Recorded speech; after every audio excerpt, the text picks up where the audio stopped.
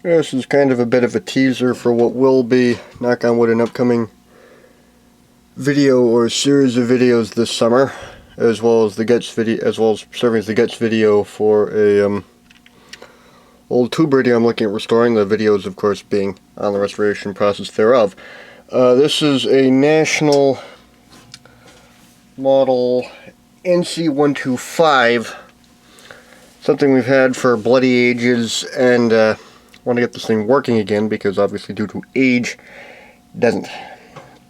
And this one is mostly original, though some of the electrolytics have been replaced there, as I'll show in the tube compartment. This is the this is the lower compartment of the radio, which has all the wiring in it. Classical tube construction where you have two compartments, one with usually with a user openable door without any tools for accessing the tubes for inspection and maintenance, and there's a second compartment on the bottom that has all the wiring and all the passives and whatnot in it. This being the latter. A whole bunch of carbon composition resistors, which will all get replaced. Don't really like these because they can drift severely with age if you run them at even close to their normal ratings. They're really kind of like the tantalum caps of the resistor world, where when very underdriven they can be extraordinarily reliable, because tantalums can be extraordinarily reliable, which is that and the high capacitance density are really the only good things about them because they can blow up. Of course, with tants, really, you want to run them at a third to at most half of their rated operating potential. Like a 50 volt cap really is a 25 or 16 volt cap, but as long as you take into account that, it's not going too bad. But yeah. And one interesting thing about a lot of these is I think these are 8% tolerance, because the band, at least looking at it, is gray, because this one's a 180,000 ohm, and I have heard of 8% tolerance carbon composition resistors before, so that's probably what they are.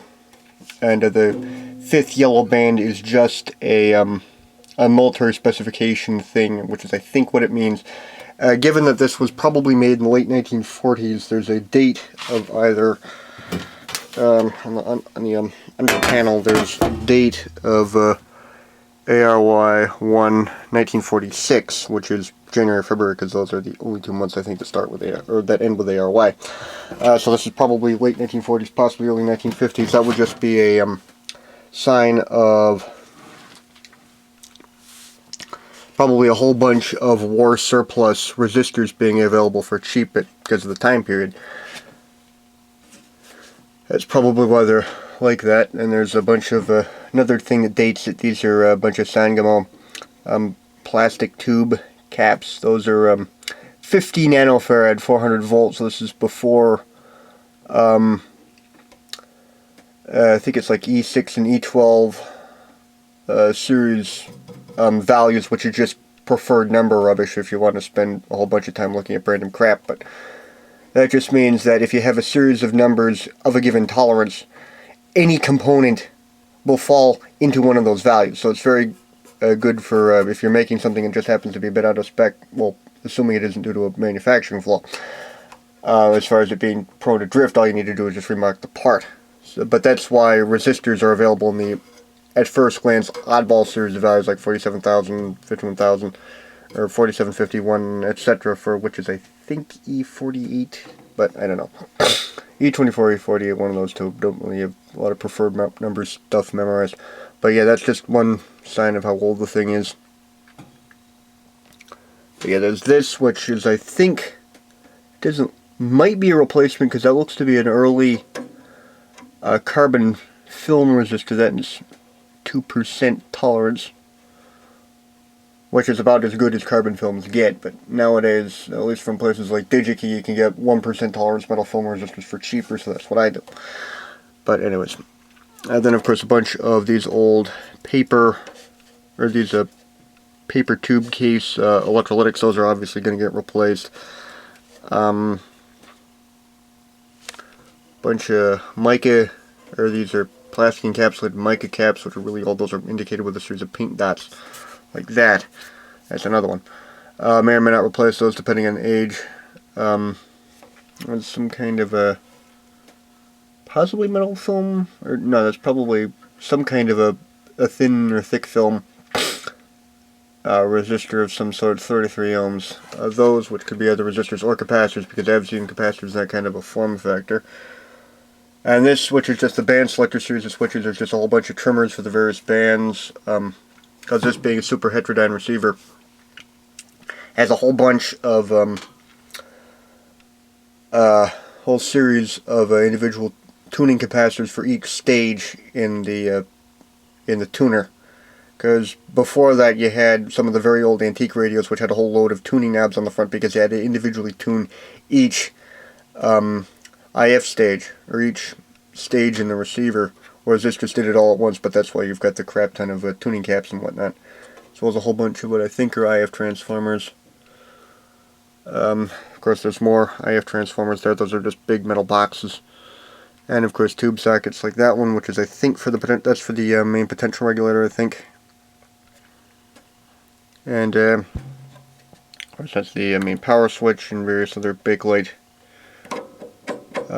or plastic, or those are some kind of a paper laminate frames for the selector switches. Looks like a bit of goop dripping out of the transformer, but hopefully knock on wood that's still good. There's that back thing, which is, I think, for an external speaker. Yeah, this doesn't have a built-in speaker, but it's also got things for headphones, and the antenna inputs over there. And there's another old cap. Don't see any wax invested ones though, but probably a lot of these are going to get replaced. And here's the top side of it. Getting a couple of tubes. It is missing a few, which I think I have downstairs because I was going through this thing, and many years ago when I obviously knew only a tiny fraction of what I knew now. So I was just trying to clean the thing up, so not all the tubes are back in it, but I've got a bunch of them downstairs. And another thing I'm going to be looking at various hamfests, because it's getting to be hamfest season in a couple months, assuming this bloody winter ever ends. As far as procuring replacement tubes for this thing. Little 686 thingy down there. Little tiny metal envelope tube. There's another one right there. And that one. Where the only glass in them is the seals around the various pins. Supposedly makes the tube more durable or something. Well, it's obviously less fragile envelope than the glass ones for obvious reasons. These are the aforementioned IF transformers. Tuning capacitor thing, that's either an inductor or transformer. Main power transformer, obviously. Yeah. And of course, various lamp holders for the dial lights. There's one of the dial lamps down there. Kind of dusty. Which are all, I think, 6-volt lamps, which just run off the 6-volt winding for the main.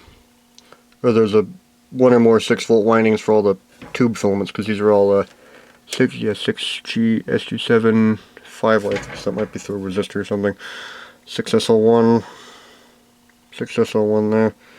Yeah, those are all 6-volt tubes, because the first number in American tube numbers, the first number is 6, or the first number is the rated potential of the tube filament, like 6 is 6 volts, 12 is 12 volts, etc.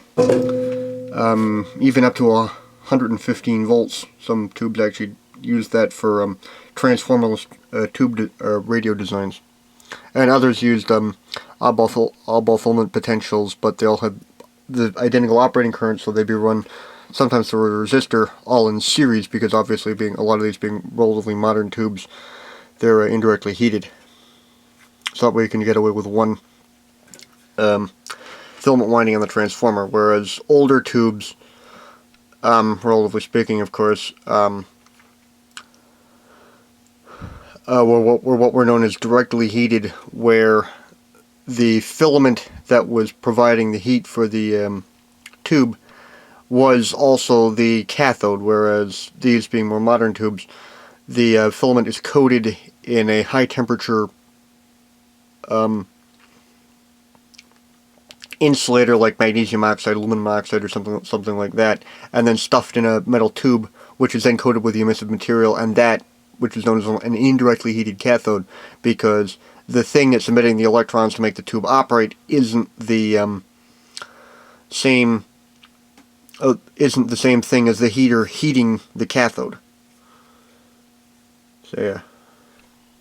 And this is just one other interesting thing, is that these split gears, that's just where there's a spring pushing these two gears apart, and that's just an anti-backlash thing. And you'll see that in some of these older mechanical designs.